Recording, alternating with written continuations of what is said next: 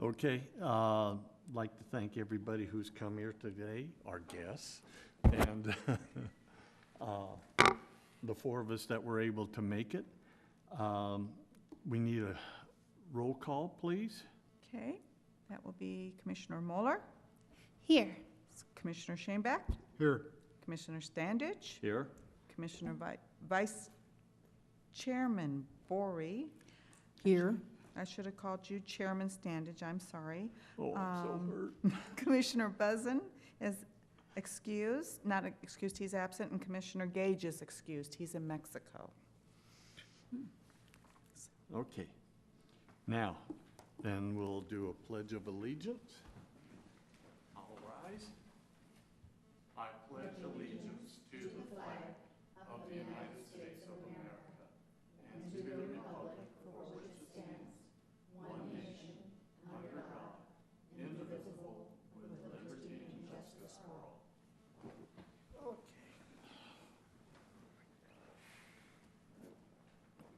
Okay, we've got, I need a motion to accept the acceptance of tonight's agenda.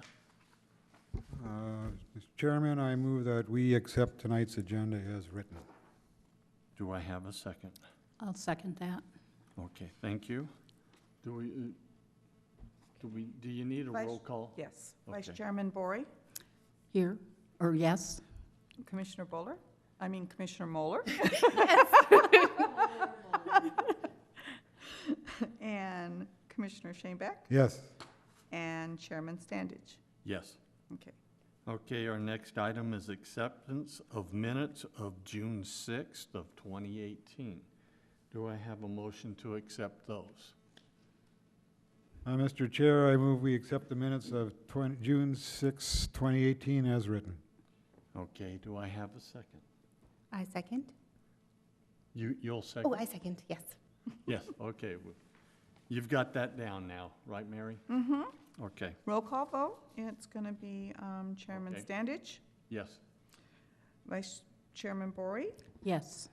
Commissioner Moeller, Yes. and Commissioner Shanebeck. Yes. Okay, item number 6 on the agenda is Parks and Recreation Director's Report. Tell us of all the exciting things. Thank you, Chairman Standage.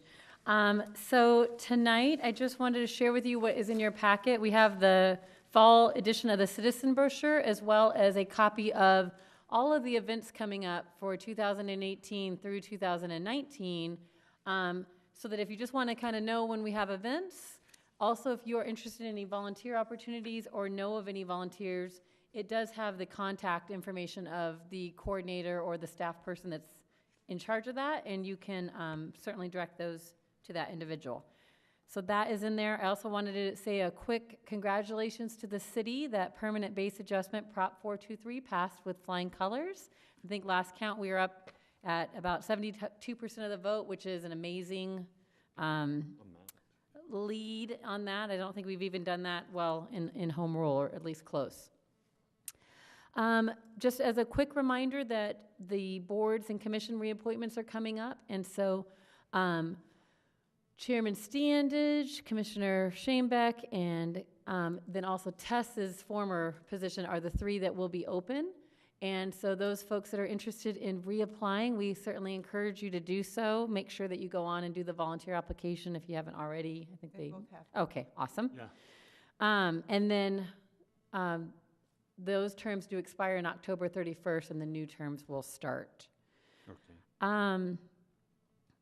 And then the last thing on my list that is of major importance to address you to, we had been asked to bring back just a quick summary of the senior services this last year. We've had our first full year of operating it as the city operating senior services, and so I have our Recreation Coordinator, JJ Underwood, here today, and Recreation Superintendent, Jamie Sullivan, to do a brief presentation on that.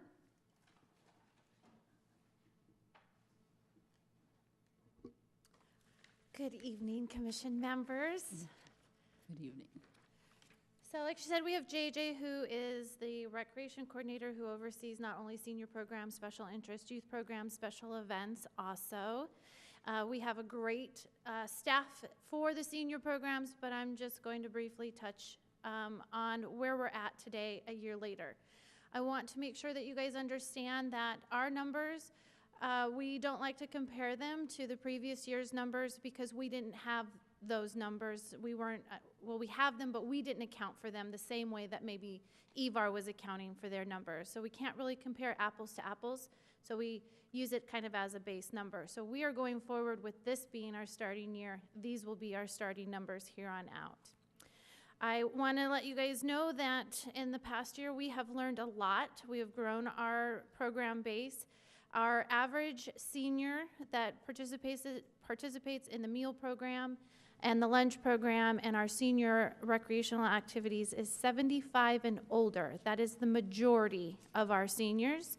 75 to 84. The second highest is 85 and older. So that will kind of give you an idea of the age when we're talking about seniors, is we're really talking about that 75 and older group. So I am going to turn it over to JJ because he is the hands-on, boots on the ground, and he will talk about our participation numbers, our programs in depth. Well, not quite in depth, but I'm going to turn it over to JJ. 1 second, JJ. Mary, you've got it that Luciano made it. And we're going to excuse Frank Shanebeck. Yeah. He's got a family emergency. Get to the hospital for your wife. She's home, but she's Oh, but you're hurting. Okay, careful with the opioids. Oh, boy. Okay. JJ, sorry about that. No worries. No worries. Thank you, guys. Thanks for having me in. All right, well, thank you, guys. Thank you, commissioners, for having me in. Just going to go over real quick. I know I'm going to make it brief, but we have some quick numbers and everything. So as you can see here, we have, in our first year, we had over 850 unique people, so different people coming in through our center. We serviced over 7,500 different activities, so those are our recreational activities, the social and fitness side of things that we help keep going and programmed. We served over 10,000, little over 10,000 congregate meals in our dining room, and then we delivered out about 7,500 home-delivered meals to citizens here in Apache Junction inside the city limits. Then the last thing we took on is transportation. So this is including shopping, which we added on later, and to and from the MGC. And that was a little over 4,000. So a one-way trip. So that's from their home to the center, and then from the center home. The way we calculate those is in one-way trips. So that's each way there and back. And then our newest program that we started earlier this year is ride reimbursements. So thanks to some grants, we were able to start offering ride reimbursements, which was to shopping and medical and stuff like that we previously weren't able to offer. We started that in 2018, and we've gotten a lot of applications. We haven't got a crazy amount of interest in it yet or use of it yet. We've done about 20, we paid for 20 one-way trips, but we're getting more and more calls every single day. Tons of information going out about it, Facebook and all that kind of stuff. So we're hoping to increase those to make sure we use up some of our grant money and everything like that. Next is our different types of activities that we're running on the recreation side of things. So as you can see, we got lots of different activities going on from different parties, crochet, we have fitness classes, benefits where we have people, a lady from Pinal Gila Council for Senior Citizens. She comes in and she offers benefits, so like Medicare and that kind of stuff to our seniors every Tuesday that they can sign up for. And then we also do tons of different games and crafts. Some of our favorites are bingo, Pokino, bridge, mahjong, different kinds of card games. Those tend to be our more social activities, are some of our more popular things that we have going on. Here's our largest event that we do every year. This is something that EVAR started a long time ago, and we've kind of continued it on. Our seniors really enjoy it. It's our annual Mother's Day tea event. We hold it every May, and we serve some light tea, so finger plates, like finger sandwiches, vegetables, desserts and stuff like that. We have 108 guests that come. We sell at $10 a ticket, and we've sold out every year we've done it. We have musical entertainment that comes in, a group called the Desert Darlings. They're a big string quartet. They come in and they play like light classical type of music. Whoops. And then we have our kitchen crew, Bateman's. They cater the food. that we pay for, and then we also give out a ton of raffle prizes and stuff like that to any of our attendees that come. So it's a really awesome event, and we've had nothing but good things about it the whole year. People love it, and we sell out. This year we sold out like a month and a half before our event. Before, Yeah, so it was pretty crazy. you almost need a bit bigger venue then do. for it. Yeah, if you guys could get us a bigger MGC, that'd be great. So a little bit about our meal service. We serve every single day. We have a calendar that would come out. We contract with Bateman's, who is the one who won the award for our cooking. They cook in-house. We serve every day at 11:30. We average about 40 people a day on average. It can fluctuate in the summer, obviously lower, and in the winter, it goes up, obviously, due to winter visitors. We run a cafe in the mornings that's run by volunteers, and we sell just some very light stuff while people are in there socializing, waiting for lunch. We'll have muffins, sodas, that kind of stuff, nothing too crazy, popcorn, those types of things. And then we give out every month, we give out a calendar, and that has musicians. We have speakers come in that do different kinds of outreach and that kind of stuff. We've had our police chief come in. You can see in the picture, he comes in and he eats lunch with us, and our seniors are really, really loving the interaction that he does. And then we do a monthly celebration. So every month we do a different celebration. So September's is going to be a sock hop. We're doing that where we're having music come in, and we're going to dress it all up like old diner style stuff. And then also the last Thursday of the month, we do birthday recognitions where we, everybody whose birthday, so like in September, you can sign the birthday list, and then we sing happy birthday, and we give them just a small bag of like goodies and stuff like that, just to help make them feel special on their birthday. And then home delivered meals, those we freeze up in-house, so anything that's cooked, they get a week later. We freeze those up, and then those are delivered once a week on Thursdays and Fridays to any of our home delivered meals participants that Pinal Gila Council, so our partner, they're the ones who send us those, and they have caseworkers that go in and dictate whether they need them or not. JJ, can you just let everybody know, though, how many they get on like how those, you talked about varied, that they're not just getting one meal a week? Can you Correct, they explain get little a bit? week at a time, so they can either get a 5-day box or a 7-day box, depending on what Okay. their caseworkers have deemed that they need. So if they need, throughout the weekends and stuff like that, they might get a 7-day box. If they can kind of cook some on their own, they might get a 5-day box. So it kind of depends on what their caseworker decides. Now, are those, the frozen meals, are those like, is it varied for the food? for So them each it's the day? same menu that we cook in In the kitchen? So we make, if we have like 40 on frozen, home delivered meals, and we had 40 come in that day, they would cook 80. 40 would get served out to our congregate, and then 40 will get froze up Right. and put into into our freezer, and then those are packaged up, boxed up. Bateman's all does that, and then it goes out the next week. Then you to all got a of our- van that takes them out to everybody? Yeah, Bateman's handles all of that. They have their own van, and they do all the delivering and everything like that for us also. So, transportation is, we contract through a local group called CACDD. They are awesome. They've been really great to work with. They already kind of handle some of the disabled community here in Apache Junction, so they already had the existing fleet. They hired on our driver that was left over from Pinal Gila, so we have the same driver that is already driving all of our seniors already. And so they pick up every day. We bring in seniors they can't be able to drive, so it's all the seniors that aren't able to drive anymore or, can't afford a vehicle or anything like that. We bring them into the center every day, and then we take them home. And he also does our shopping trips for us, so every Wednesday, if you sign up, he'll take them shopping also. From the MGC? Yep, so you have to come in to the center that day, and then as soon as lunch is over, he takes home the ones that aren't going shopping, and then they come back and grabs them, or no, sorry, he takes them shopping, and then he comes back, grabs the ones that aren't going shopping, and then comes back and gets them and takes them home, so. Okay. And we rotate to different places all throughout AJ, so when we go shopping, we'll go to like Fry's, like today they went to Fry's because it's the senior discount day. We'll go to like Bell's or Beal's, however you want to say it. Ross, we'll go to Goodwill, all those different places now that AJ has to offer, Walmart and all that kind of stuff. Okay. And then I kind of talked about it earlier, but we did get a grant through GRIC, which would added funding to enable us to offer ride reimbursement for shopping and medical trips. So now the seniors sign up in the program, and as long as they live in Apache Junction, they can get a cab or a medical transport service. They would have to pay for it, and then they submit the bills to us, and then we reimburse them fully, or up to 15 miles, or $75 a month that they can get reimbursed. Is So- that the funds you guys hold with Friends? Yeah, so Friends of AJ, so I submitted to Friends of AJ, and then Friends of AJ cuts the check for us. Yeah, So, but you guys make the decision. Now, GRIC, that is what, Gila River? Gila River Indian Indian Community? Council, yes. Okay. I think Jamie's gonna take care of this part, right? Yep. Okay, so let me introduce Jamie again to take care of it. So just to remind you guys, some of the changes that did take place. So we did not take over and mirror what EVAR was doing. We had to make some tough decisions.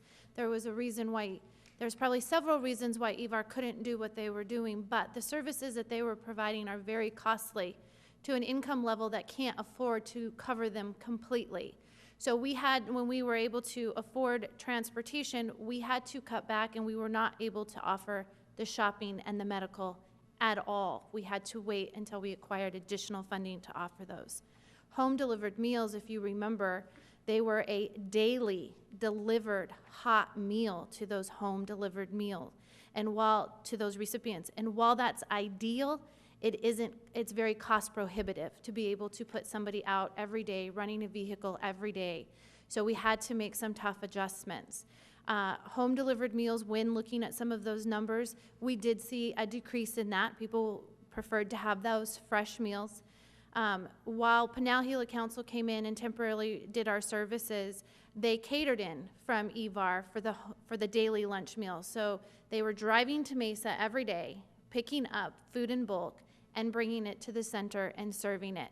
The quality of the food diminished a little bit, but as soon as we brought Bateman's back on, and they're cooking beef stroganoff and minestrone and split pea soup, and we have salad bar and potato bar, the standards of those meal qualities are comparative to any restaurant that you probably find here or anywhere else, and we get a lot of compliments on how great the service is now starting to become. So we've started to set that standard pretty high, and we're pretty proud of that. So I want to talk a little bit about revenues. What I've shared with you is the revenues outside of what the city would use from the general fund. So these are not our dollars. These are either the grant dollars, the AAA dollars only, because I wanted you to see that we largely are able to provide these programs because of AAA funding. You will see that they are the largest provider of the funding for these programs. Because of how we get the money from AAA, we can only accept a contribution. We cannot dictate how much a meal or transportation would cost or how much somebody has to pay for that. We have to ask for a donation. But you can see our participant donations, we received over $44,000 from these seniors for the services that we've provided for them. And I think that's a pretty big number for the population that we're serving. The Gila River grant is up there. That is a portion. We were awarded a grant that started very late October of 2017. So that is a portion of that grant. Kroger, which is our local fry store, donated a check of $5,000 that went to cover January meals. Didn't cover all of it, but a good portion of our January meals. And then Pinal County and FEMA, when we first started taking over, realized that we had a need in our community and wanted to help make sure that we met that need, so they were able to donate some of those revenues. So we're very lucky that we were able to get some of that. AAA dollars, we actually got more than anticipated halfway through the year. They said, what are your needs? We have some extra funding, and due to extra funding from AAA, we were able to purchase a new steamer because our old one was breaking down quite a bit. We were able to buy a new salad bar because the one I think we have is probably an antique. Yeah, that's antique to me.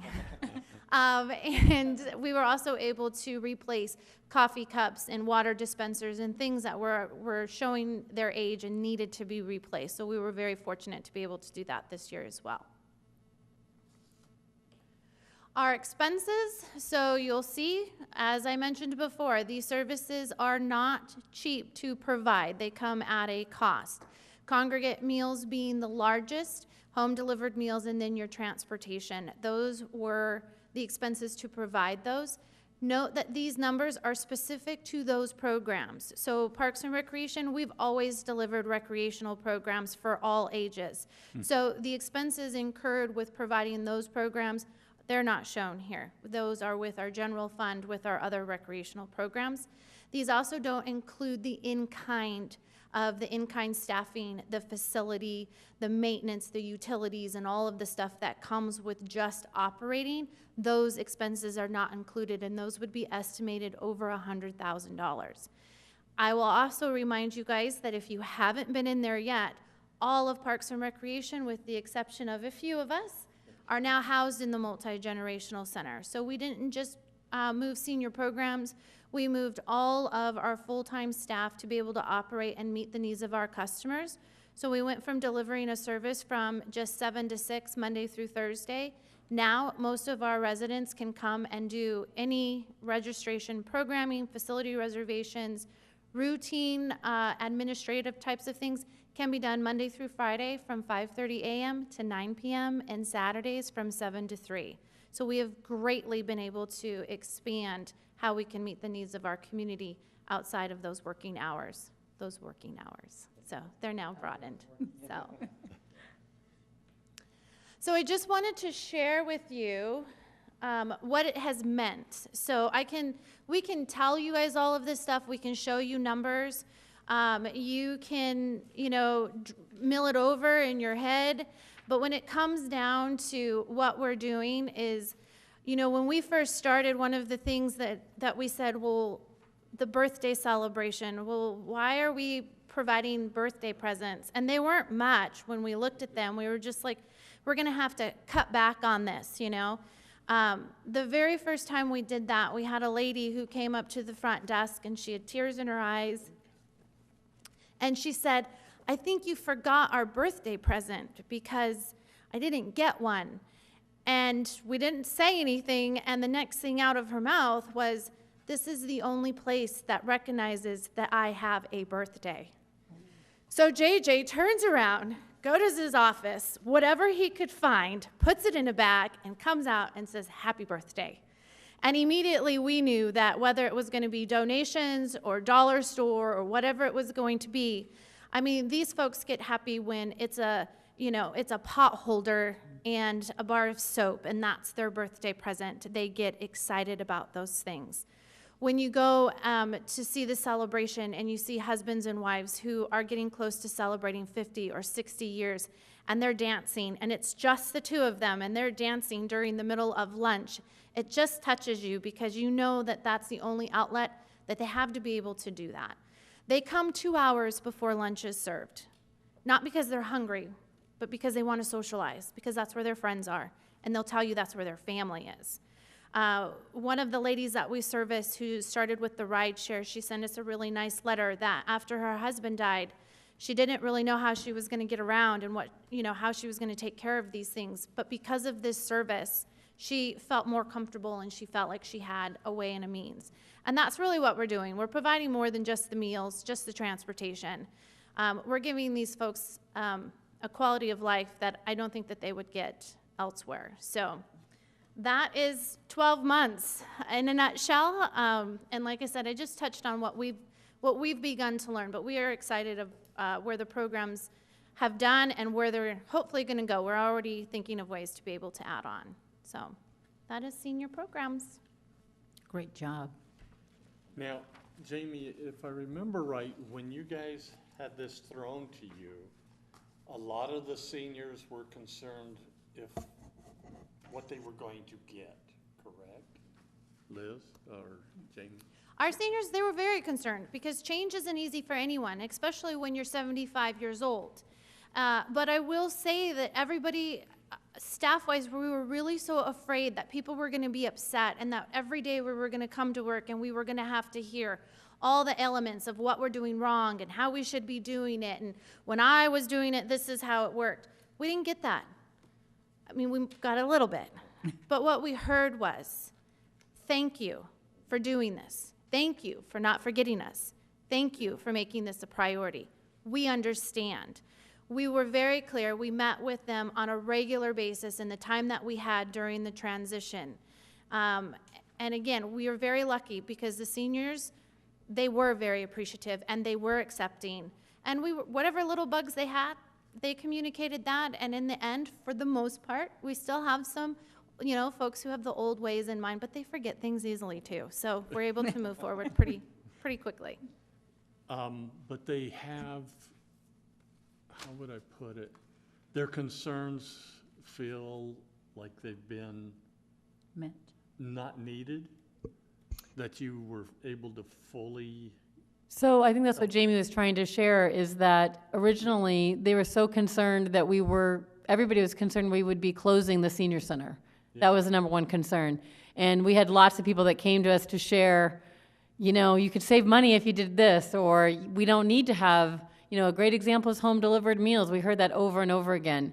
You're delivering every single day, that's very costly. right. The most important thing is getting that meal and having at least a social interaction. And so when Pinal Gila came in to kind of hold the fort down, they made some decisions, and JJ and Larry and Jamie and all the staff down there met with core groups of seniors to talk about what are their priorities, what are the things what was essential to them. And so as we sat with council, we talked about, we're going to provide the essentials, and then we will work towards the less essential things later on. So shopping, while it's certainly very important and very hard to do it on their own, it wasn't as essential as, in order to get the money for meals at all, we had to provide transportation to the center for some folks. So I think that's kind of where it came into place. And as Jamie said, we haven't had a bunch of people, we haven't had letters saying, why do you do frozen meals instead of hot meals? We haven't had people saying, I used to be able to go to my doctor twice a week and now I can't go at all. They're just very thankful for what they have. So there are needs that still need to be met, but we just provided a service now with transportation, and we're struggling to get people to sign up. Because one of the other really great things that we learned is that when there's challenges, people start forming other relationships so that they can find transportation with a neighbor or another family member. And so I think we're learning that there's lots of solutions in our community. We're part of it, but there are also other community solvers as well. And there are things that will be improving, will be expanding and growing. Now, this has been for 1 year now? So it's 1 year that the city has been in charge. It was 9 months that Pinal Gila took over for EVAR, East Valley Adult Resources, whenever they gave us their notice that they would no longer be able to continue. So Pinal Gila Council, who is the AAA funding source, came in and managed, because we really couldn't do it right away. And so they are actually the ones who implemented most of the changes, I would say, of reducing services based on the money that was available. And once we took over, it was really just re-implementing those, and then now we're slowly adding back in some of those things. Okay. So thanks, you guys. I think definitely we just had asked about, I think there was some curiosity about expenses. I know there's been a lot of talk about, that the city is paying for everything. There's a lot of other donors, and our team has done a great job of seeking other funding sources. We're not just satisfied with the amount that we have. They've done a great job of finding grants and other donors, partnering with groups like Friends of AJ and other folks to find solutions to providing the services. So I've been very proud of everything that they've done.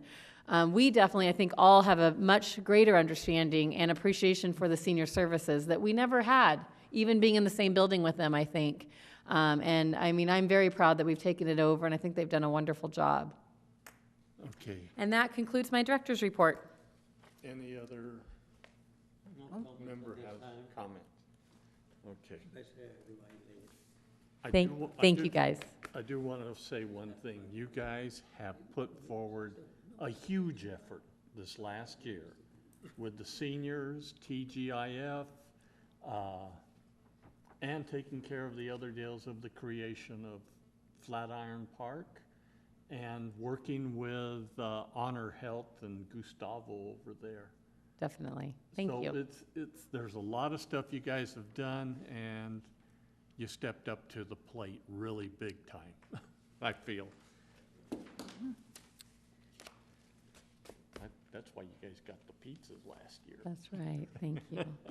Okay, we now have finished with Parks and Recreation Director's report, and we have no questions from the board.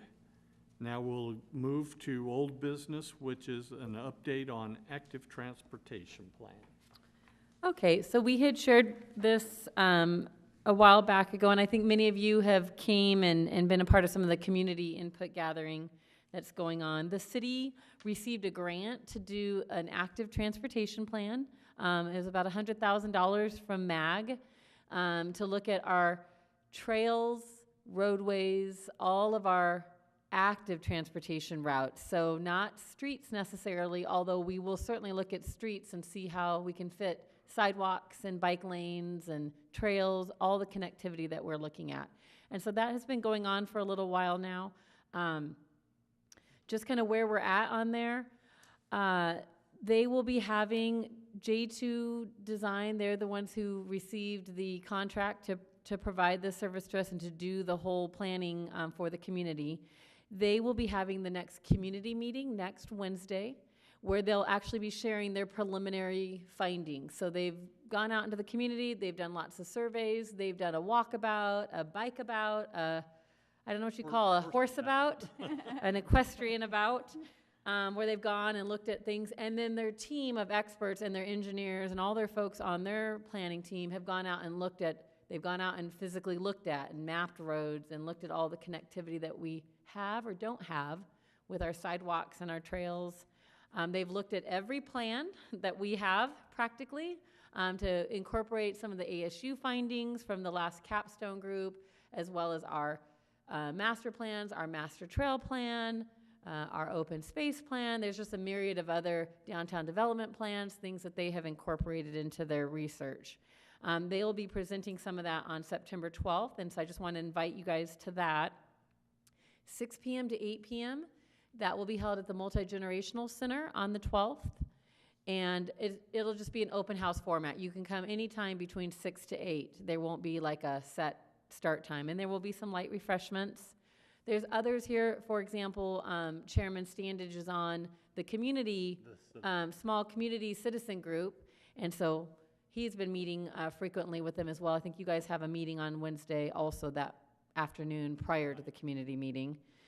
So that's what's happening here nearby, and they'll have all of their basically preliminary drawings and report findings, all of their traffic study, all the things that are going to kind of go into this plan. At that point, they will receive a lot more, hopefully, community input, and there will also be information that goes out electronically so that the community can weigh in a little bit on some of their initial recommendations. Once they've done that, they'll be coming back and we'll be doing a joint meeting with the planning and zoning. We'll have two. The first one is going to be, where are my notes? On Tuesday, October 9th. And so when we get to the end today, we'll talk about our October meeting and whether we want to just cancel ours and just do that joint meeting. And then the other one will be Tuesday, January 8th. I will say that these are fairly certain, but I think once we get a gauge from everybody that we'll have a quorum is the next step. So I just wanted to share these two dates with you so that you could kind of look at that along your calendar. So Tuesday, October 9th, and then Tuesday, January 8th. The October 9th meeting will be their next public input meeting, and they want to share everything with both boards so that they can get your guys' input, and then also the public will get a chance to comment again. January 8th will be whenever they have their final, they'll be sharing their final findings, their final presentation. And then shortly after that, council will be adopting the plan, hopefully, or not, whatever they decide to do. Any questions on that? I just wanted to kind of share with you where they're at in the process, and if there's anything that you're not sure if we're capturing or have a question on. If I know it, I will tell you. If not, I can certainly get back with you on the information. Yes. On October 9th, for that joint meeting, do you think we'll have enough Parks and Rec stuff to do, or would it be better just to have that as the joint meeting with So- more public possible input? Yeah, so I would say that we would probably, and we can decide that at the end when we talk about our agenda. But whether or not we want to cancel our regular meeting, and we will just be at this joint meeting. So I think the plan is that at 6 o'clock, we would have the joint meeting. And then if planning and zoning couldn't wait, because sometimes they have things that are brought to them that can't wait. They meet twice a week though, so they have a little bit better ability to move things around. I believe that where we'll be in all of our other items that we're gonna be talking about tonight, that we'll probably be okay to skip that one and pick back up again. And then that still gives us November and December to deal with our own business and then come back in January. Well, Otherwise, we wouldn't be having our meeting on that same night. We would be having our normal October 1st-ish? 3rd. We would be meeting on October 3rd and then again on October 9th if we felt like we had enough things. Okay? Any questions about the active transportation plan or why we're doing it or? All right. Okay, with no questions on that, let's go to our new business, which is 2020 general plan update and discussion. So I do think I shared with you in a director's report that would be coming up soon. And so we had our kickoff meeting, but we'll actually be meeting tomorrow, city department heads to talk about what is going to be the schedule, the timeline of everything. I believe that either the beginning or the middle of 2020 is when we would actually be adopting a new plan. So our general plan that the city put out was done in 2010, and so it gets revisited every 10 years. Our portion of that is Chapter 9, and I believe we've given that, well, for sure I know it's in your packets from the past, but we went ahead and gave you another one today so that you could have a fresh copy. Right. I would definitely encourage you to look through it. This is the portion that is owned, that Parks and Recreation is responsible for. So what is going to be happening and kind of the way that we'll be addressing this is there's 3 things that'll happen during this whole general plan review period.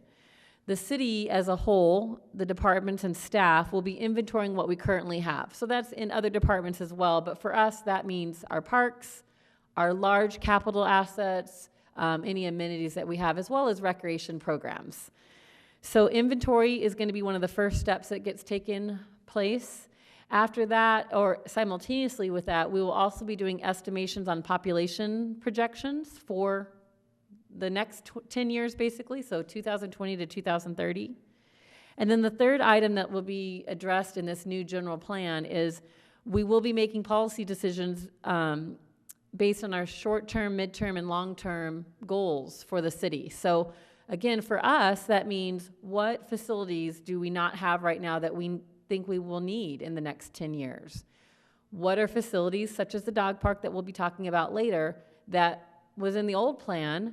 Where is it going to be in the new plan? So there might be items in the old plan that was a long-term goal that now is a short-term goal. Or it might be something in the old plan that goes away completely because it might not be a true need in the community anymore.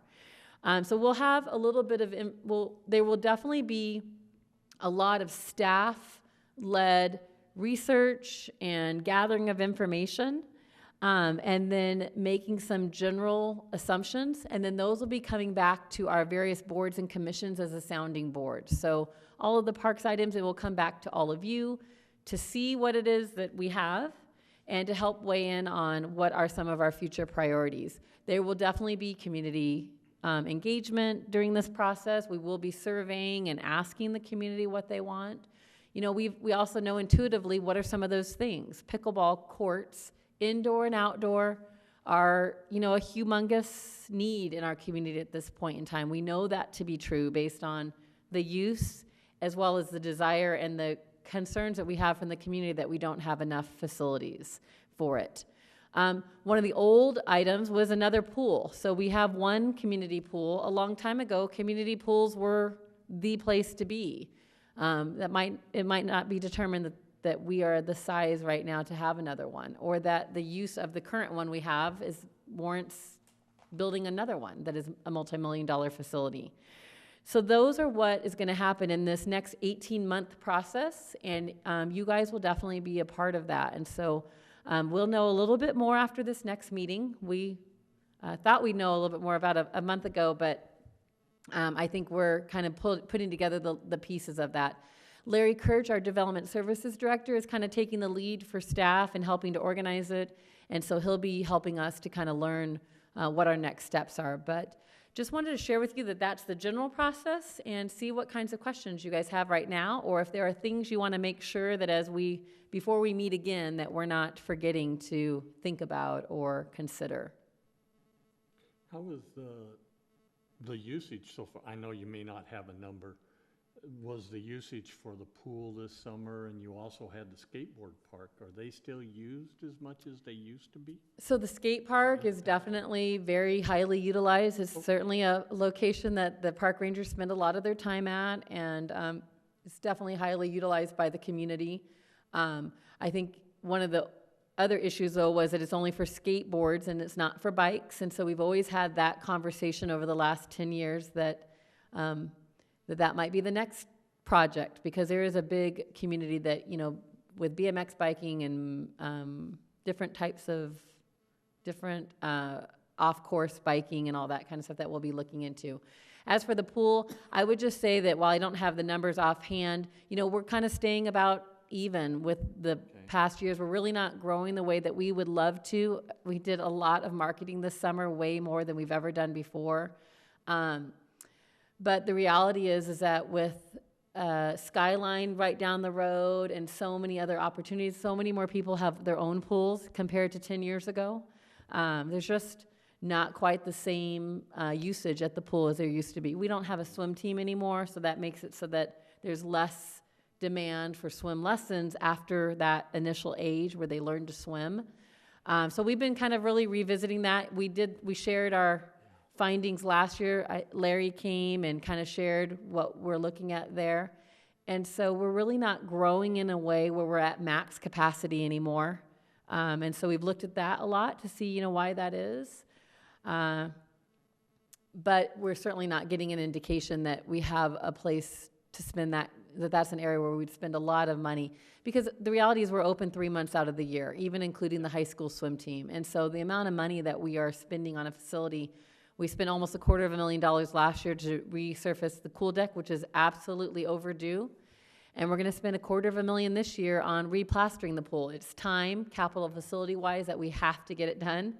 We're very blessed that we were able to find that money in our budget, but that's a lot of money for a facility that's only operating a few months out of the year. And we've explored operating longer, but that has its own expenses associated with it. So that's kind of where we're at in the pool. Has the school stopped having swim teams? They have their swim team.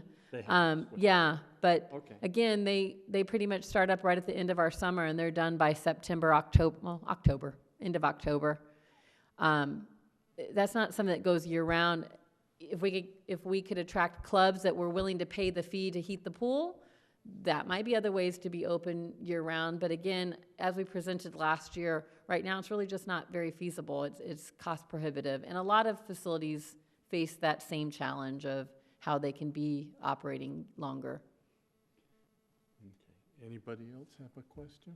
No, the question is not much people, because a lot of communities, they got their community pools, so they will not drive over there. And the same thing for the dog park, okay? Not that I'm in favor, but I'm also a little bit against. Why? Every community, they got their own park, dog park. In our we got it. You think they're gonna use it? No, they're going around the streets and pick it up. They don't, they have to drive to the dog park, and they will not do it. So, that one, I will almost erase it, wasted money. We'll be talking about that next, so. Okay. I have nothing else to ask Okay. questions on. Nobody else does. So Liz, we can move to the dog park discussion. Well, perfect intro to that. Luciano, So, let us into it. yes.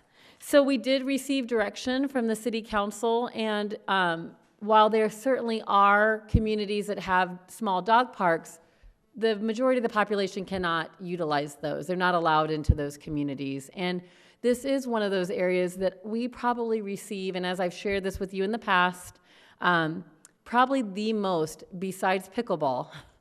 Pickleball, I would say, is the most, just about. It's probably about the same. But dog parks, we receive, ever since we started, even on my very first day on the job with Flatiron Park. How could you be putting in this grassy area and not putting in a dog park? That's our next thing that we need. We probably get at least 1 or 2 residents asking about a dog park every week. And so to kind of look into that, because it is something that we really didn't have the funds for. The city had looked into this 10 years ago. So 2008, we were going gangbusters with a lot of homes coming in, and we're ready. We have plans on the shelf. The Parks and Rec Commission, as well as the council, adopted 2 plans for master planned dog parks. But then shortly after that, obviously the housing crisis happened. We had a major economic downturn, and there wasn't funding for that anymore. And so it's always been on the back burner. I think everybody understood that, but now that times are getting a little bit better again, more and more people, we see it with our Paws and Claws Center, we just see this community is willing to give thousands and thousands to dog related causes. And so we just hear it more and more every day. We asked the ASU group, they were doing a sustainable cities projects, and we put that on the plate as one of the projects that they could go out and help us to research, because I kind of understand where you're coming from. It's money and it's a lot of resources. Is it really a need? Is it really, where would be the best location? All of our plans on the shelf are multi-million-dollar dog parks. Do they need to be $1 million dog park? Can you do something much smaller? Many cities have done, put up fencing. Maybe they don't have grass.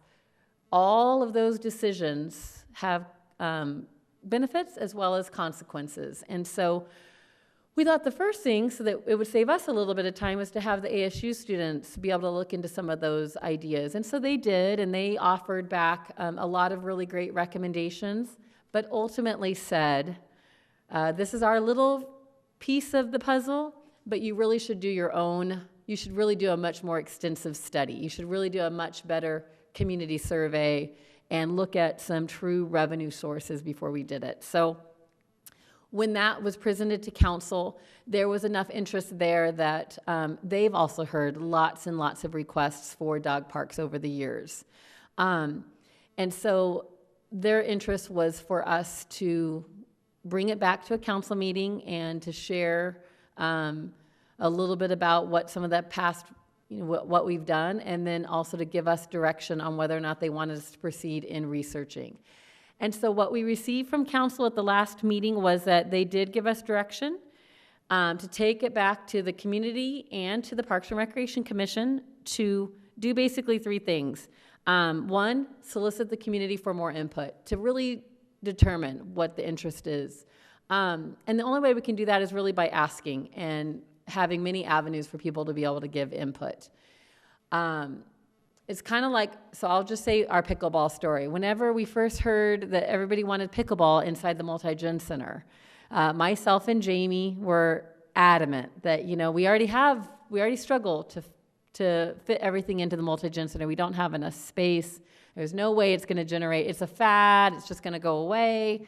It isn't. So Jamie offered a little bit of pickleball time. And sure enough, we're buying nets, and we're adding days every single day of the week. Our outdoor courts, we ended up expanding 1 tennis court into 4 pickleball courts, and that isn't enough. I know I've shared with you before our challenge there. So by listening to the community is how we will find out, what the true need is. And I think that pickleball was a really good example of that. In my personal opinion, it wasn't some great emerging thing, but it really, good thing nobody listened to me. We listened to our community and we researched and did some baby steps. That's what the council's asking us on this, because I think we also have a little bit of hesitation. What are the amenities? What will people really use? And so we have been looking at all the other cities. Every other city in the state, pretty much in the entire valley, has a dog park.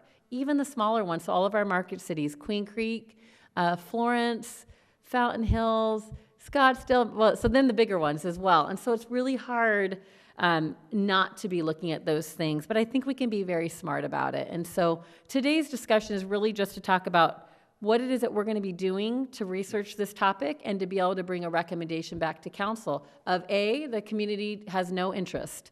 If that's the case, we would find that out through hopefully some of our information gathering. So we'll be soliciting community input.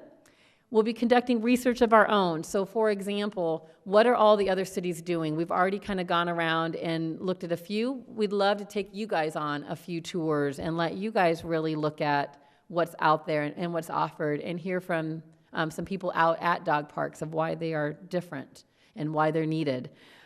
So we'll be doing some research. We are already gathering information from the other cities about their true construction costs, their true annual operation costs, and then if there's any other revenue sources that are coming in for it. And then finally, the third thing that we've been directed to do is to provide a recommendation to the council on what would be the most ideal location for it. So that's all part of this research and this community input. What are the amenities we want to have at it? Again, is it going to be just something very basic with a fence and some turf? Is it going to have water features? What is it going to have there that we could afford?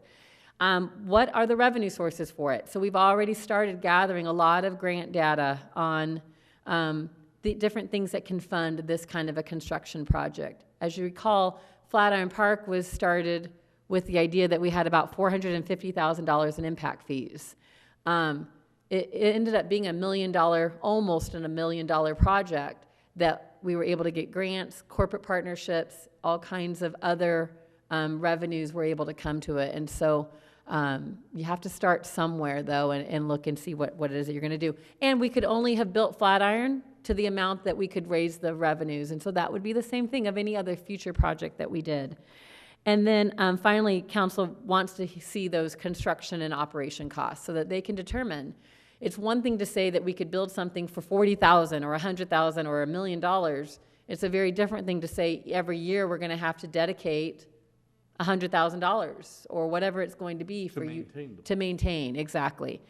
There's a lot of suggestion in the ASU study as well as with some council members that we could find volunteers to handle a lot of the maintenance of it. I will just say that our experience has been that we have wonderful volunteers in our community that do lots of different things, but to rely on a volunteer workforce to operate a facility is probably not really realistic. It doesn't mean that they can't be one component, though, of a maintenance plan. And so those will be things that we can look at and see if there are some good models out there in other nearby cities and to be exploring. So basically, we are in a research mode, and I just wanted to share that with you. You guys are going to be very involved, and I would love to hear from you guys what you think we should do to gather that input. So this one is ours. The other two projects are really city initiatives that will be more of a sounding board for our portion. But the dog park discussion, it's ours, and I would really I don't want to bring to you staff recommendation without you guys weighing in on where do you want to get the information, how do you want to be involved as far as touring other facilities, what kind of research do you think that we should be starting? Now, Liz, may I Yes. ask a question? In the past, we had looked at one up at Prospector. Marta, who has passed away, unfortunately, was looking towards one down at Silly Mountain. And I had heard mention of the county flood area. Yeah, great retention question. basin. So those are basic thoughts of what we've had. So they are, but they are the thoughts from, so the first two, Prospector Park and Silly Mountain, were actually generated I mean, Jeff Bell was very much involved in looking at all of our sites and finding the locations that were ideal. I think the dog park actually came out of Silly Mountain whenever there was some original discussion on putting ball fields out in that direction, and the community said, absolutely not, we don't want large lights.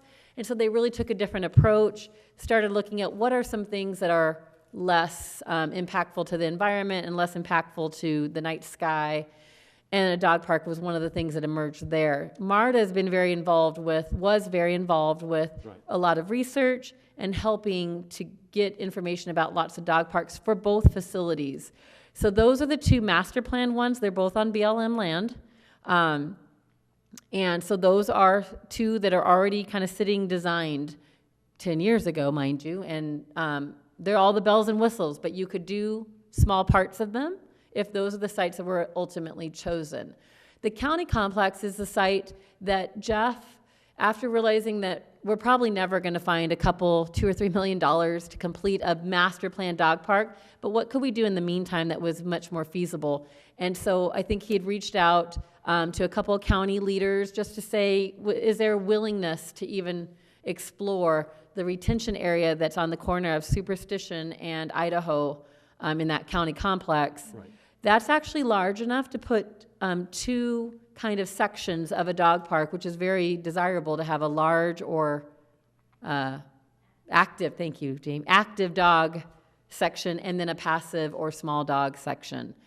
And so that was kicked around a little bit. That has not been given to the council. That has not gone to the Board of Supervisors. It was just a conceptual plan. And so the ASU students also explored that location. They also identified other locations in the community, and we have heard from lots of community members on many other locations. So I think, again, one of our tasks is to look at, are there other locations that are more ideal, that we already own, maybe, that already have some infrastructure that we can tie right into? So I think there's some other, somebody mentioned Superstition Shadows Park. It is in between two schools, but part of our park that is highly underutilized is at the very back end where there's not a lot of student activity. That might be a good location. Nobody's mentioned that to the school, so I mean, we don't want to, we haven't had any kind of, yeah, we're going forward on anything. Right now, we're just exploring every opportunity that there is and looking to see what would be the most ideal location. Now, could we ask the people in a survey of, are you going to be driving to the park or walking to the dog park? Definitely. I think we can add, that is a very good, one of the things we heard from the ASU students, it was actually a little contradictory. On one hand, you want to have your dog park out away from a lot of stuff, so that way you don't have issues with dog barking and, you know, unsafe practices. But on the other hand, most dog parks are someplace where people can walk. So having it in the downtown area would be much more desirable to those folks that would want to walk their dog. But lots of people drive. Right now, our number one complaint is that everybody's driving to Mesa or Gilbert's Park whenever they would like there to be one right here in the city of Apache Junction. So I think definitely those are some great survey questions that we can add. That's just some thoughts Absolutely. coming to my mind because I have dogs and horses. Well, my dogs get their own private bark park because Absolutely. they just they're able to go in the horse pasture. Right. And I think at some of our next ones, we have definitely invited some of the community members that have thoughts and ideas we want them to come and share. Once we kind of have a little plan of how we'll be gathering some of that information, we'll certainly invite folks to come out and share their thoughts and their ideas as we're gathering information. Any other thoughts of you guys want to look at other dog parks or Can we get a list of those dog parks and, yeah. you know, See, like my son, maybe while we're they out? drive to the dog park near them, and that's in North Phoenix. Yeah. I think Yeah, there's- Jamie and I have talked about many of the dog parks in the valley that she's driven to or that I've driven to, and again, a wide variety of different types of parks. And then there's certain amenities that people feel like they have to have. that our park rangers would want us to have in order to be able to enforce rules or to be as safe as possible. You know, there's no way to be 100%, nothing bad ever happens, but the things that you'd want to have in place to, you know, have the safest, best place for people to visit with their dogs.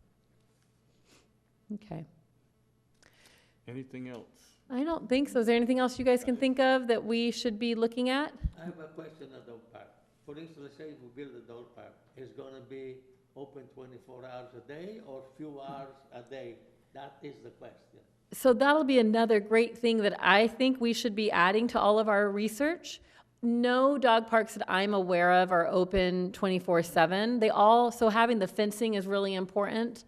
Almost all of them are open during normal park hours. And almost all of them have some type of downtime. So there might be a day of the week where it's closed for half an hour so that maintenance can happen. They all have those areas that have multiple fence sections. They might close one area for a month so it can get overseeded or the grass can come back in. So it would definitely not be open all the time. It would be just like a lot of our other areas, but completely fenced in, so that way it could be locked up, just like our skate park is, just like the pool. And we have rangers that would be monitoring most of that, and then the police department, so depending on where it's at. But that would be an excellent thing for us to find out what are the typical hours of a lot of the other valley dog parks. Yeah, because a lot of people working during the working hours, they cannot go to the park. They're going after hours. It can be from 6 to 8 at night or something like that. But during, they say 8 to 4, a lot of people working, so. Well, and I think that'd be, again, a great thing for the survey, because we also have a very large retirement community here who does look for the morning and early day. I was talking with Jamie, and they went to the dog park near them at 9 o'clock at night, and it was packed.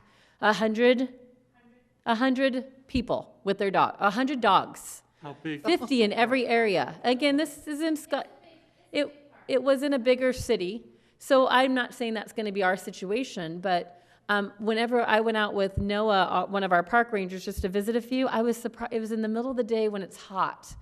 Oh. There was still like 10 people out in the middle of the day in summer, and yeah. People's not worth it, let's put it that way. Well, if it's just a passive area, it's just like our Prospector Park right now. In the middle of the day, none of the ramadas are utilized or the tennis courts, but that doesn't mean we don't have tennis courts or pickleball courts just because in the middle of the day, nobody's there.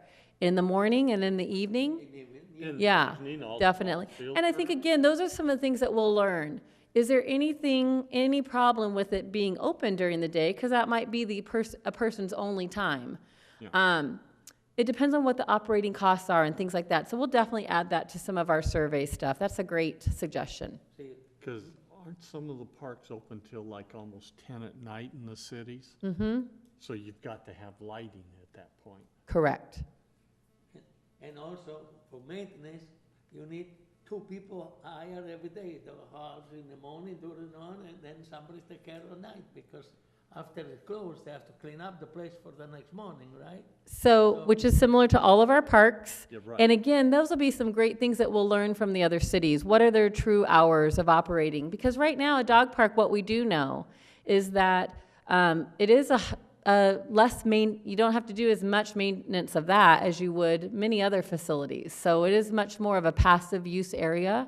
And so while, yes, somebody would need to clean up, we already are doing that at all of our parks. And so we would be able to find out what those hours are and be able to add that to our dollars of what that costs. And there'll be naming opportunities too for like benches and those Yep. kind of things. And Yes, so we were just talking about that the other day, and our Parks and Rec Commission had helped to develop many years ago the naming and dedication policy for all of our Parks and Rec facilities, so we would follow that. Mm-hmm. Any of the small amenities, we would be able to do dedications and have plaques and things like that. So that'll be some ways of generating revenues. To what the CDC does for Mm-hmm. the focal point area. Yes. Or there might be huge amenities that maybe a corporate partner wants to sponsor, as we did at Flatiron Park. So we'll have to find out. But it's super important that we keep the maintenance end of it on there. It's one thing to think about building something. But it's definitely another one to know that we're going to have the money to kind of continue. And until we know those numbers, I think it's really hard to say that's not worth it, or it is worth it. Like I said, that's kind of back to my pickleball example. You know, if people come and utilize it, then it's very much worth it. That's what we want to hope to learn, and also learn from other towns that are nearby to us and nearby to our size. What else? I don't have anything. Anybody else? No? That's great feedback for us to get started, so thank you. And so we'll bring that back to the next meeting where we'll be talking about this at one of our next future meetings. Okay.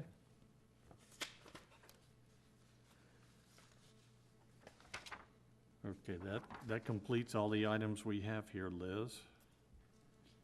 Is there anything else you can think of? We got the call to the public on. I know, Oh, okay. I I was didn't know just if you checking to got make that. sure the front Nope. sheet. Not on that item, no, thank Okay. you. We've got call to the public. Jamie, would you like to be public today? She got to Done her speak. part. Okay, we'll go over that since we have no public here today. Do we have, board, do we have requests for future agenda items? Judy, can you think of something? Think for a No, minute? just what we have here, I think is Luciano? good. Heather? I'm excited about that list for the dog parks though, because I've been too lazy to do it myself. I do drive to Cosmos Park because our been there. dogs like the interaction and Yeah, we're lazy. and the so pond. I'm like, have fun. Oh yeah. Even though some people are like, don't get in there because it's gross. Like your face, oh, it's gross. My dog loves it. Yep, yes. Okay, Dog park will certainly be on the next agenda. that brings us to the adjournment for the deal here, but first, are we Oh. looking at the 3rd or the 9th? Or you'll have Mary notify us? So the 9th is for sure the active transportation plan special meeting. That one will be at 6 PM. And what we'll need to do is make sure that we have enough for a quorum. Same as well, we won't even talk about January 8th yet. It's still a little ways away. They've changed some of these.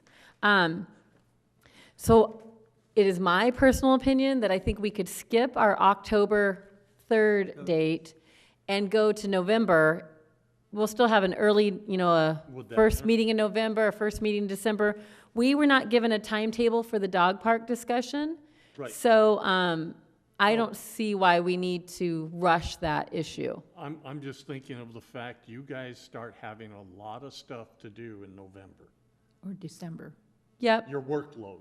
Well, the staff's workload is for sure, but Yeah. for us, our policy discussions, those are important as well. So the only reason why we've canceled in other times is when we don't have folks, or we didn't have anything for the agenda, but we do now. So Okay. I'm not worried about the first week of November or the first week of December unless we don't have a quorum. Oh, I'm, And we can find that out as we go along. right. Okay. Where did you say the meeting was going to be at 6 o'clock on the 9th? The multi-generational center. And we will definitely send you something out about that this week, so that way you can just have another little reminder about it in writing. And I always call my Right, advisor there. very good. Okay, so we have all of that then. At this point, I'll adjourn our meeting at 7:08. Thank you. Thank you. Thank you, guys. I'll be right back. Okay.